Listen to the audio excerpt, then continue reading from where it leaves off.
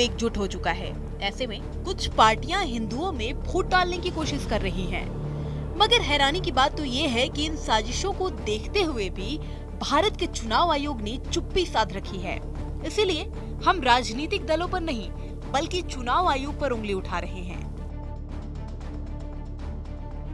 मगर अब हम आपको बता दें कि भारत के चुनाव आयोग पर उंगली हम नहीं बल्कि जगत गुरु ज्योतिष पीठाधीश्वर शंकराचार्य अविमुक्तेश्वरानंद महाराज जी उठा रहे हैं। अगर यकीन ना हो तो आप खुद ये सुन लीजिए। और भारत का चुनाव आयोग इस साजिश को देखते हुए चुप कैसे रह सकता है? हम चुनाव आयोग पर उंगली उठा रहे हैं।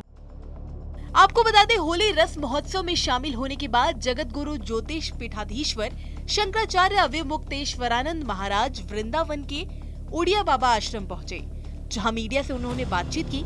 उसी दौरान उन्होंने चुनाव आयोग पर उंगली उठा दी और कह दिया कि भारत का हिंदू एकजुट हो चुका है, अब उसमें फूट डाली जाए। इस साजिश को देखते हुए भारत का चुनाव आयोग चुप कैसे रह सकता है? हम राजनीतिक दलों पर नहीं बल्कि चुनाव आयोग पर उंगली उठा रहे हैं कि हिंदू एकजुट हो चुका है भारत का, अब उसमें फूट डाली जाए। एक धड़े का समर्थन हम प्राप्त कर लें, कम से कम पूरे का नहीं कर पा रहे हैं तो उसकी साजिश हो रही है। तो ये साजिश कैसे स्वीकार की जा सकती है? और भारत का चुनाव आयोग इस साजिश को देखते हुए चुप कैसे रह सकता है? हम चुनाव आयोग पर उंगली उठा रहे हैं, हम राजनीतिक दलों पर नहीं उंगली उठा रहे हैं, क्योंकि राजनीतिक दल तो बहुत नीची हरकत पर उतर आए हैं। वो देश के लोगों को एक दूसरे के सामने खड़ा करने तक चले गए सत्ता की प्राप्ति के लिए। लेकिन चुनाव आयोग क्यों चुप है? चुनाव आयोग क्यों कोई इनके ऊपर एक्शन नहीं ले रहा है? ऐसे लोगों को चुनाव लड़ने के लिए कैसे छूट दी जा सकती है?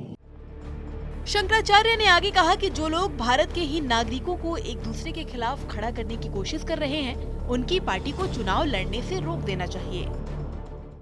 कि भारत एक संघ होगा और यहाँ का हर नागरिक एक दूसरे से जुड़ा हुआ होगा। आप एक दूसरे के खिलाफ खड़ा कर रहे हो। जो लोग एक भारत के ही नागरिकों को एक दूसरे के खिलाफ खड़ा करने की कोशिश कर रहे हैं, उनको चुनाव लड़ने से, उनकी पार्टी को चुनाव लड़ने से रोक देना चाहिए।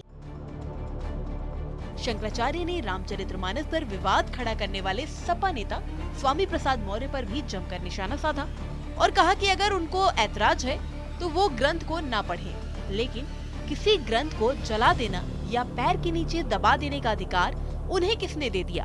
ग्रंथ का अपमान करने का अधिकार उन्हें किसने दे दिया? भाई सवाल है कि उनको ऐतराज है तो अब ठीक है, वो ऐतराज करें, उसको मत पढ़ें। लेकिन वो किसी ग्रंथ को जला देंगे, वो किसी ग्रंथ को पैर के नीचे दबा देंगे, ये अधिकार उनको किसने दे दिया? स्वामी प्रसाद मौर्य जी को। उनको ऐतराज है, वो अपना ऐतराज जहाँ जहाँ उनको अवसर मिले, जहाँ जहाँ उनको लोग सुने, उनको कहें। लेकिन वो किसी पुस्तक को जला देंगे, किसी पुस्तक को फाड़ देंगे, किसी पुस्तक का अनादर कर देंगे, और उस पुस्तक का जिसके बारे में पूरा देश आदर की भावना रखता है, सम्मान की भावना रखता है, ये कैसे हो सकता है? और फिर एक लाइन के ऊपर वो स्वयं कह रहे हैं, आपके द्वारा हमको जानकारी मिल रही है कि एक लाइन पे उनको आपत्ति हो रही है। उसमें हजारों लाइनें हैं, हजारों लाइनों में जो अच्छी बातें कही गई हैं उनका अनादर कैसे उनको वो कर दे रहे हैं? आपको एक लाइन के प्रति अनादर था ना, तो उस लाइन के बारे में बात करते आपके लोगों ने पूरे पुस्तक का अपमान क्यों किया? इसी के साथ जब उनसे गाय को राष्ट्रीय पशु घोषित करने को लेकर सवाल पूछा गया तो उस पर शंकराचार्य ने केंद्र सरकार पर निशाना साध दिया। या तो केंद्र सरकार खुद बेनकाब हो जाएगी या तो किसी और को कर बैठेगी। इसके साथ ही उन्होंने गाय को पशु शब्द बोलने जाने पर कहा कि पशु शब्द क्यों कह रहे हो? हम गाय को राष्ट्र माता कहते हैं और गौ माता ही मानकर पूछते हैं, तो फिर उसे पशु क्यों घोषित किया जाए? भाई राष्ट्रीय पशु क्यों? पशु शब्द क्यों कह रहे हो? हम राष्ट्र माता कहते हैं, हमारे वेदों ने विश्व माता कहा है गाय को।